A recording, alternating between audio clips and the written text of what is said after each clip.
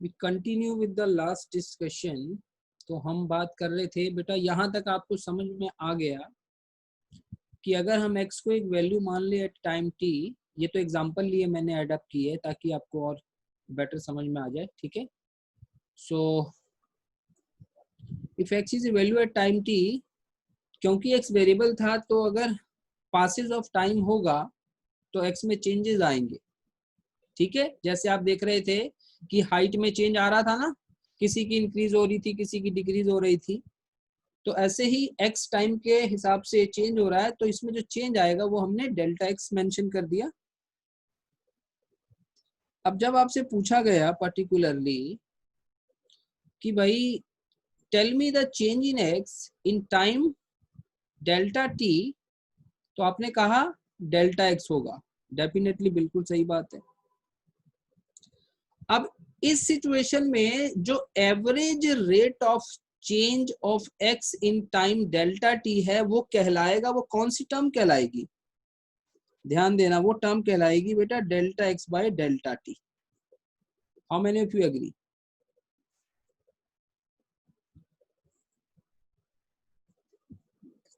ठीक है, क्योंकि ये जो टर्म है आपको ये बेसिकली रेट ही तो बताएगी आपको ये कि भाई इतने टाइम में कितना x में चेंज आया।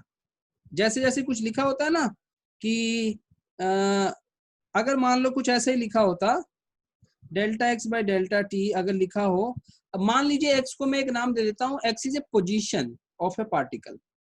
तो अगर delta x by delta T आपको दिया हुआ है 5 मीटर पर सेकेंड, तो इसका मीनिंग क्या बना कि ये जो पार्टिकल की जो पोजीशन है उसमें 5 मीटर का चेंज आ रहा है जैसे ही हर एक सेकेंड का पास होगा, यानी हर एक सेकेंड में 5 मीटर का चेंज आ रहा है। और अगर इसको इंक्रीज और डिक्रीज से जोड़ लें तो यहाँ प्लस है, इसका मतलब एक्स इंक्रीज हो रहा है 5 मीटर प्रति सेकेंड। कितने लोगों को ये बात समझ में आई?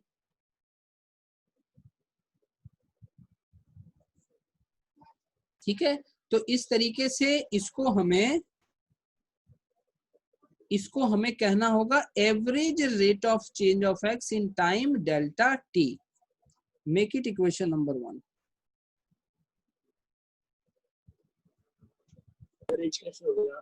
पर अगर मैं इसमें जो डेल्टा टी है इसको मैं इसमें अगर लिमिट्स में लगा दूं, यानी कि लिमिट्स लगाने का मीनिंग है कि मैं इस चेंज इन टाइम को और छोटा कर दूं, वेरी वेरी स्मॉल कर दूं, तब भी तो आपको मिलेगा तो एक्स में चेंज ही तो मिलेगा, कुछ और थोड़ी ना मिल जाएगा।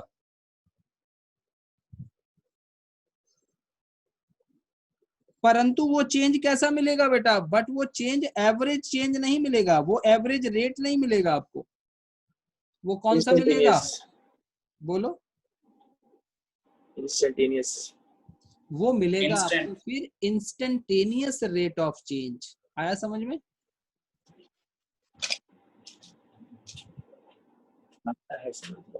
Then we get instant rate of change of x in time। अच्छा, टाइम फिर कितना हो जाएगा? आपको पता है कि delta T approaches to zero में ये इस तरीके से इतना इतना इतना छोटा हो जाएगा टाइम, ठीक है। सो we will get instant rate of change of x in time delta T, या इसकी जगह ध्यान देना, बहुत इंपॉर्टेंट बात लिखने जा रहा हूं, इसकी जगह क्या मैं ये लिख सकता हूं अगली लाइन, और we get instant rate of change of x in time delta T की जगह क्या मैं लिख सकता हूं एट टाइम टी।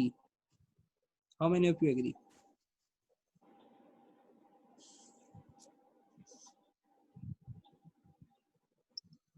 सोच के बताना।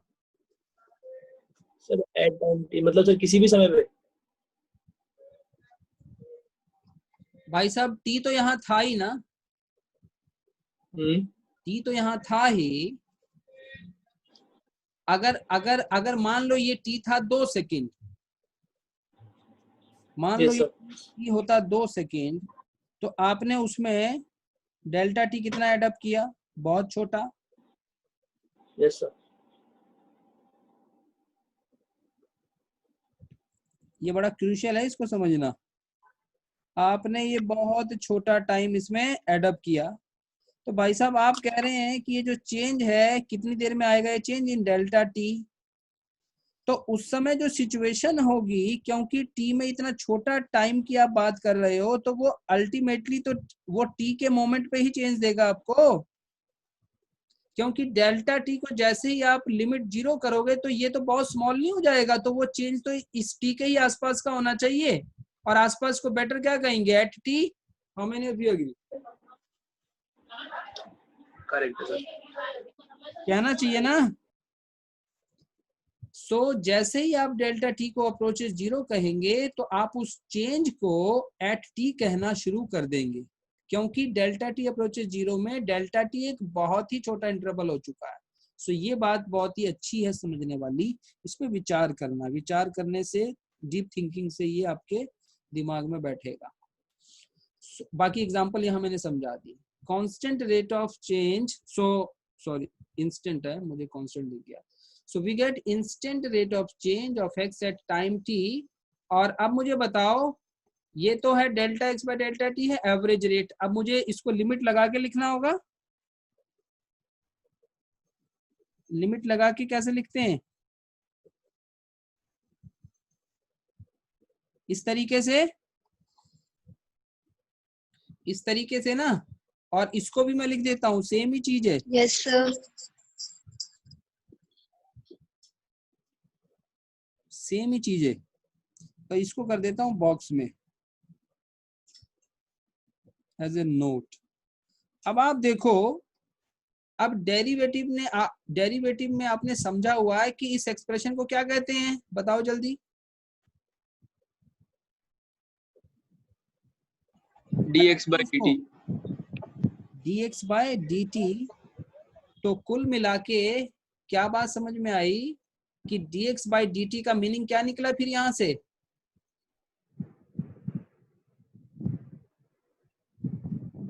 Instant rate of change of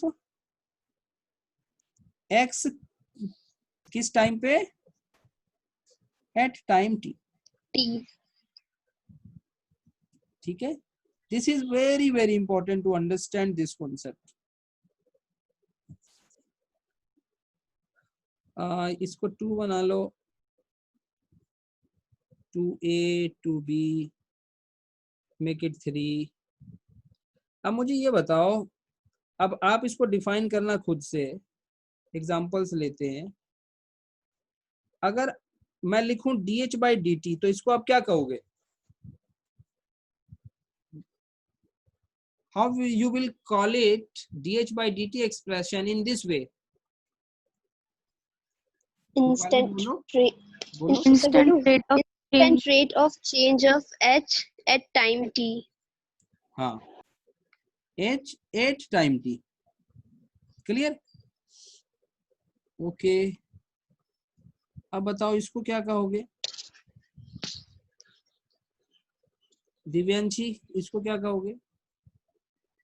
Instant rate of change of p at time t at y. Time y। Instant rate of change of p at y. At हाँ, टाइम नहीं बोलेंगे। At y. At y, correct. क्योंकि हालांकि sir इसको इन या eight में हालांकि इसको एट टी भी कह सर सकते लेकिन हो। उसमें हाँ सर बोलो। वो ऊपर अगर वाले इन में जो टाइम टाइम टी हमने लिखा है वो जरूरी थोड़ी ना टाइम है, वो तो हम पे डिपेंड करता है ना, हम कौन सा मैं वेरिएबल वही यूज बात करें। बताने जा रहा था कि ये टी होने को कुछ भी हो सकता है, बट फिजिक्स में टी को हम टाइम ही यूज करते हैं। ठीक है, आप इसकी जगह एट टी सर भी इन कह टाइम सकते लिखा हो। ओके, इसकी तो इन टाइम लिखा जगह तो आप एट टी भी कह सकते हो, नो इशू। क्लियर? भाई कुल मिला के यहाँ तक की कहानी किसको समझ में आई?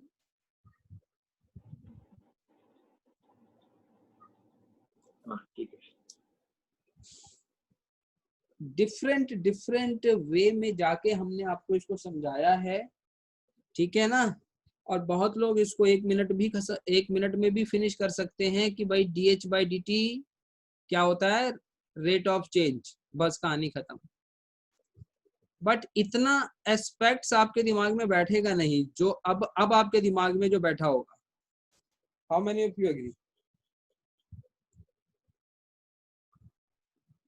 ठीक है, ओके। तो अब हम चीजों को समझ गए हैं। अब मैं आपको बताऊं कि एक डेटा आप दिमाग में रखिए, क्योंकि अभी मोशन तो हमने पढ़ा नहीं है बट उसका यूज हो सकता है। टू कीप इन माइंड, ऐसे हेडिंग बना दो,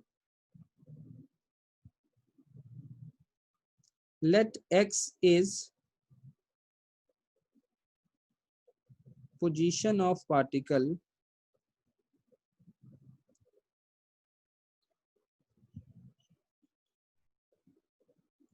at time t।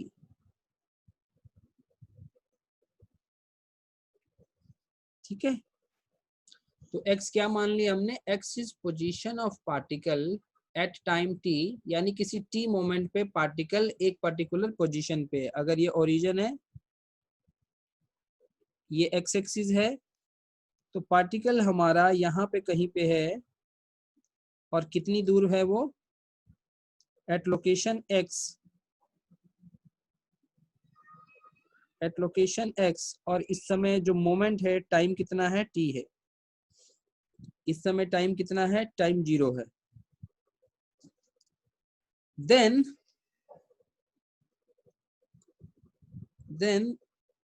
the velocity of particle at time t is defined as, यानी कि अच्छा आप मुझे एक बात बताइए, अगर एक पार्टिकल इस एक्स एक्सिस पे आगे को मूव कर रहा है तो इस पार्टिकल की वेलोसिटी होनी चाहिए किसी भी पर्टिकुलर मोमेंट पे। How many of you agree?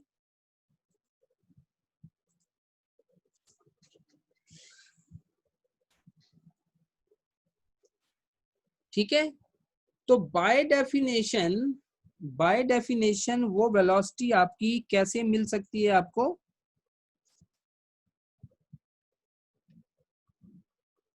वो मिल सकती है जब आप instant change in X at time T निकाल लेंगे। ठीक है, हालांकि एक बात मैं और आपसे कह दूं, कोई इसे ये भी कह सकता है instant change in X in time T भी कह सकता है, बट दोनों में इन टाइम टी और एट टाइम टी में ज्यादा बेटर कौन होगा? बोलो, खुद बोलो। Sir at time T. Instant change of x at time T is much and much better, पर अगर कोई कह दे तो उसका एक्चुअल में मीनिंग यही होगा। ठीक है, सर वेलोसिटी किसी भी टाइम टी पे निकाल सकते हैं। But I will say you prefer this language, क्योंकि इसको हमने इतना अच्छे से समझ लिया। ओके, अब आइए, तो ये आप याद रखेंगे कि वेलोसिटी क्या होती है, फर्स्ट डेरिवेटिव होती है एक्स की, यानी पोजीशन की फर्स्ट डेरिवेटिव होती है, इसको याद रखेंगे। और इसी पार्टिकल की अगर मुझे एक्सेलरेशन पता करनी है तो वो क्या होती है,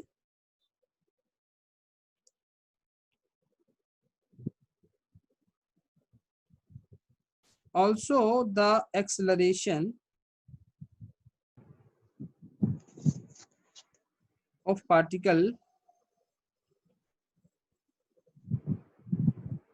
अच्छा, ये लैंग्वेज मैंने इसलिए बता दी क्योंकि एग्जाम में क्वेश्चन मेकर इन टाइम टी भी आपसे कह सकता है, इसलिए ध्यान रखना। सिचुएशन में जाना है कि वो क्या कहना चाह रहा है, क्या पूछना चाह रहा है।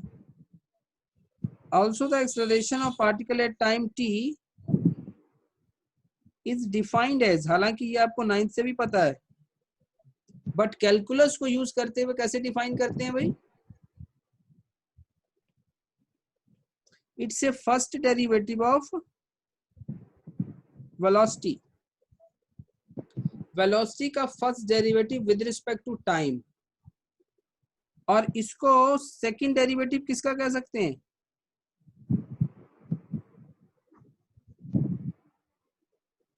बोलिए। Instant change of x at time t. नहीं, इसको सेकंड डेरिवेटिव हम एक्स का कहेंगे ना, पोजीशन का कहेंगे। Yes sir. So keep in mind these relations. बोलो किस किस को याद हो गई ये relations?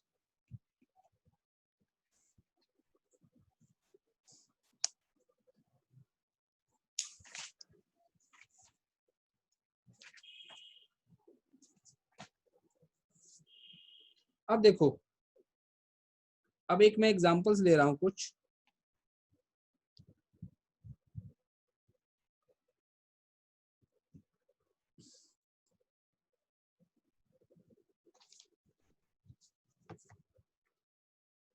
If the radius of a circle,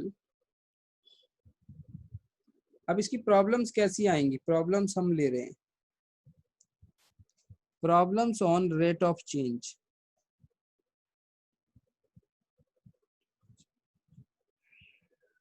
और rate of major.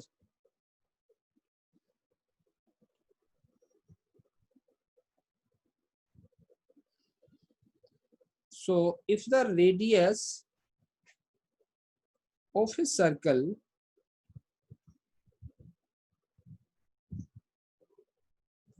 is increasing,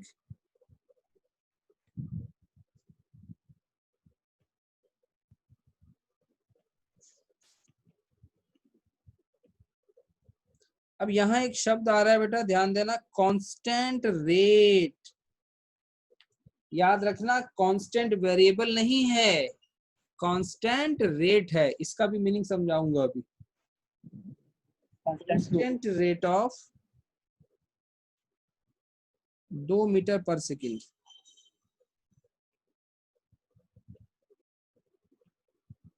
Then find the rate of increase of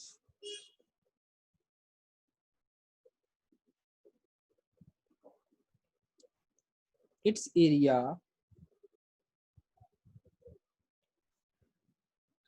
when the radius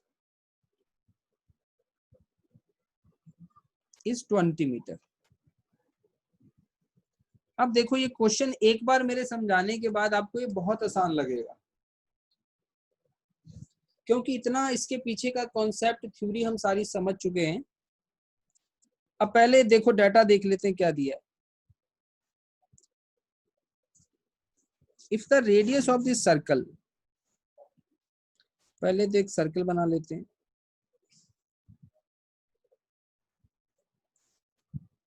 तो ये जो सर्कल है, इसका जो रेडियस है वो कांस्टेंट रेट से इंक्रीज हो रहा है। तो कोई मुझे बता सकता है कि वो इस स्टेटमेंट को सिंबल्स में कन्वर्ट कर सकता है? ये जो स्टेटमेंट हमें दी है, raise your hand. Radius of circle is increasing at constant rate of 2 metre per second. ये एक स्टेटमेंट है, इसका सिंबल क्या बनेगा? हाँ नयन, बोल सकते हो नयन, तो बताओ।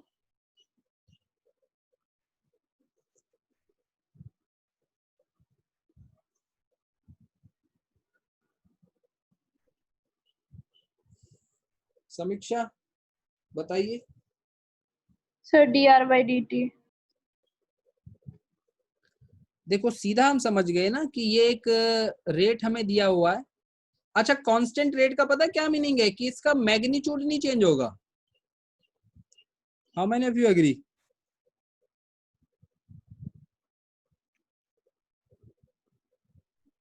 No change in magnitude. With pass of time, तो वो मैग्नीट्यूड कितना है उसका 2, दिस इज फिक्स्ड। तो भाई स्टेटमेंट को मैं नाम देने जा रहा हूं, अच्छा we will say dr/dt 2 metre per second. बेटा यहाँ प्लस आएगा माइनस आएगा, क्या आएगा जल्दी प्लस बोलो। प्लस प्लस इंक्रीजिंग में क्या लगता है symbol plus, so we will use this plus here. Plus को एक्स्ट्रा लिखने की जरूरत नहीं है, बट हमें पता हो कि इसका कुछ मीनिंग है यहाँ पे, clear. So make it equation number 1। यहां तक कितने बच्चे समझ गए?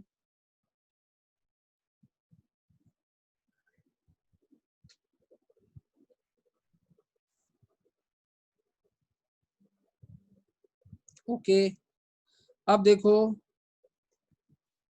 क्वेश्चन ने कहा है find the rate of increase of its area when the radius is 20 metre. अच्छा कोई बता सकता है हमें ये 20 मीटर यहाँ क्यों दिया गया?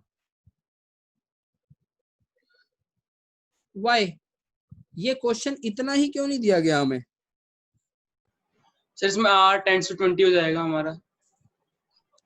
नहीं, हमसे कहा गया find the rate of increase of its area, तो वो इन्होंने रेडियस दे के पता ये क्या इन्होंने ये क्या सर चाहा हमें एक पर्टिकुलर सर पॉइंट पे डेरिवेटिव फाइंड करना है, एक पॉइंट का डेरिवेटिव फाइंड करना है हमें, मतलब कि जो डेरिवेटिव फाइंड करके उसके वैल्यू में पुट करेंगे इसको। जी हाँ, आपने एक टॉपिक पढ़ा ना derivative eight A point.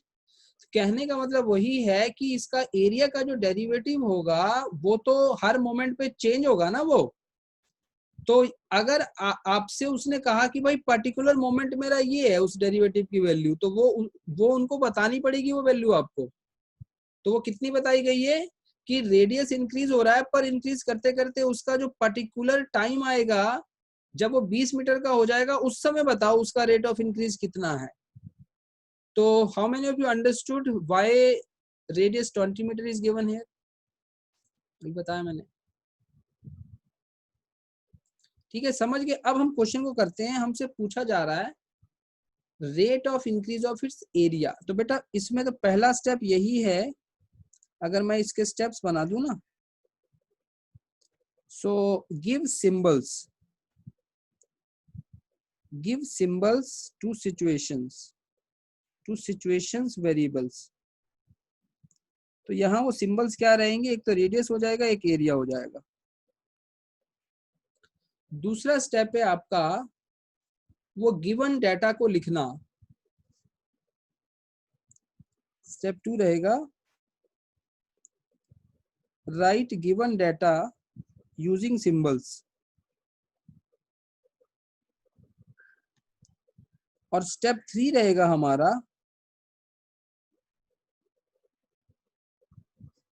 Right relation between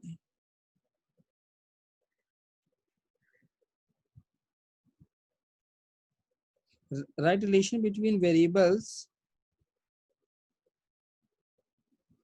find and given। कौन से वेरिएबल्स में रिलेशन लिखना है? जो फाइंड करना है और जो गिवन है। तो भाई हमें फाइंड करना है area. So area, let A is area of circle. तो वो रिलेशन क्या रहेगा? सबको मालूम है क्या रिलेशन होता है, pi r square. Okay, so area is pi r square is given to you. आपको फाइंड क्या करना है? इसका रेट फाइंड करना ना एरिया का। तो एरिया का रेट फाइंड करने के लिए हमें इसका फर्स्ट डेरिवेटिव निकालना होगा या सेकंड? जल्दी बोलो। सेकंड। फर्स्ट डेरिवेटिव ना। अच्छा पर सर कैसे समझ नहीं आया। क्यों? इसने क्या कहा क्वेश्चन ने? क्वेश्चन ने कहा है find the rate of increase of its area. तो रेट ऑफ इंक्रीज याद रखना, ये रेट अगर आपसे रेट कहा जाए ना तो क्योंकि यहाँ पे ये टाइम के हिसाब से चेंज हो रहा है तो ये एरिया का रेट भी टाइम के रिस्पेक्ट में ही निकालेंगे ना। ठीक है, तो आप ये बताओ Yes, sir. इस स्टेटमेंट का सिंबल क्या बनाओगे, बस इतना बताओ। dr by dt. No D A by D T ना, Hmm. Rate of increase of its area का सिंबल क्या बनाओगे, यही तो बनाओगे। यहाँ पे रेट में अंडरस्टूड है कि वो रेट में नीचे कुछ ना कुछ तो आएगा, और इस सिचुएशन में क्या आएगा, यहाँ पे टाइम के हिसाब से चीजें चेंज हो रही है ना, तो नीचे टाइम आएगा। सो अंडरस्टूड है कि इसका सिंबल क्या बनेगा, d A by D t. आई बात समझ में? यानी कि आपको बेटा d A by D t निकालना है क्वेश्चन में। Yes, sir. अब d A by D t निकालना है तो इस एक्सप्रेशन को क्या करोगे, आप डिफरेंशिएट ही करोगे ना। ठीक है, Yes, sir. क्या आएगा फिर, तो ये वाला एक्सप्रेशन चाहिए हमें, और ये वाला एक्सप्रेशन निकालने के लिए इसको सॉल्व करना होगा। अब आपका जो डेरिवेटिव आपने सीखा है अब उसको यूज करिए। ये बताइए पाई क्या होता है, pi is a constant term ना। Constant. अब याद रखना ये तुम्हें कोई बताएगा नहीं कि पाई कांस्टेंट है, तुम्हें खुद पता होना चाहिए कि इस सिचुएशन में क्या कांस्टेंट है। क्लियर? किसी में वेरिएबल हो सकता है। तो भाई पाई आ गया बाहर, कांस्टेंट चीजें बाहर आती है ना, पाई आ गया बाहर। अब डेरिवेटिव किसका होगा, R square. Are square. अब बोलो आता है इसका करना, Yes. Yes, sir. क्या आएगा बोलिए, 22 R upon 7 into 2 meter per second. बोलो कितने लोगों को समझ में आया।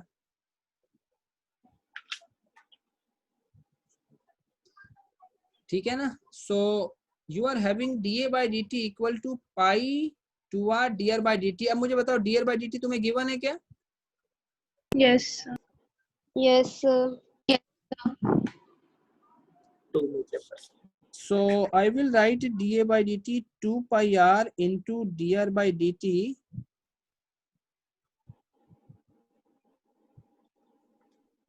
अब मुझे याद रखना ये dA by dt है general expression. This is general. क्यों कहेंगे जनरल? क्योंकि आप याद करिए if I ask you what is dA by dt तो अब आप उसको क्या कहोगे, इंस्टेंट चेंज इन ए कौन से टाइम पे, at time T. At time T. पर आपसे क्या पूछा है, आपसे किस मोमेंट के टाइम पर, याद रखना किस मोमेंट के टाइम पे आपसे D A by D T पूछा है। जब रेडियस 20।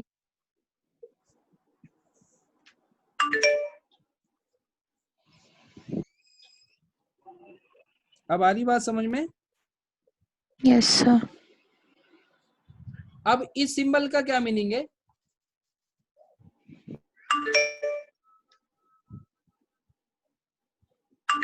इंस्टेंट चेंज इन ए। अच्छा टाइम को एट ए मोमेंट भी कह सकते हैं। Yes, sir. Yes, sir. At a moment R is 20 20 metre. Centimetre. तो ये मैंने दोनों में फर्क बहुत अच्छे से समझा दिया। Instant change in A at time T, but जैसे ही आप आर को 20 डाल रहे हो तो इसका मीनिंग है कि आप एक पर्टिकुलर मोमेंट, एक पर्टिकुलर इंस्टेंट, एक पर्टिकुलर टाइम, तीनों बातें एक जैसी हैं। एट ए मोमेंट कहो या एट ए टाइम कहो या एट ए इंस्टेंट कहो। ठीक है, तो अब आपको क्या करना है, इस एक्सप्रेशन में वैल्यूज डालना है 2 3.14 पाई की वैल्यू, आर की कितनी डालेंगे 20, और D R by D T आपको कितना गिवन है 2 2 मीटर पर सेकेंड 2 मीटर पर पर सेकेंड ना। सेकेंड। देखो एक बार अगर यूनिट में करना है तो यूनिट में करके दिखा देता हूँ, मीटर पर सेकेंड। और एक बात का याद रखना, जब भी आप dr by dt पुट करेंगे तो अगर वो प्लस में है तो प्लस में पुट करेंगे, अगर वो माइनस में है तो यहाँ माइनस में ही आएगा। ओके, अब बताओ इसका आंसर क्या बनने वाला है। सर पाई को पाई छोड़ देते हैं, वो ज्यादा इजी रहेगा फिर। चलो पाई में छोड़ दो, पाई में छोड़ दो, पर आप पुट भी कर सकते हो। ठीक है, ठीक है, आप पुट भी कर सकते हैं। कितना हो गया? 80 मीटर पर सेकेंड। 1760.7 बोलिए, आया समझ में?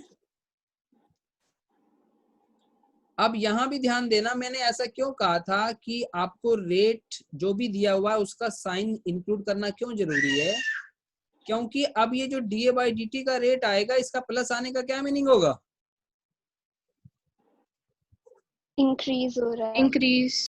यस, यहाँ चीजों के मीनिंग है, इसलिए प्लस और माइनस में आपको केयरफुल रहना है। क्लियर?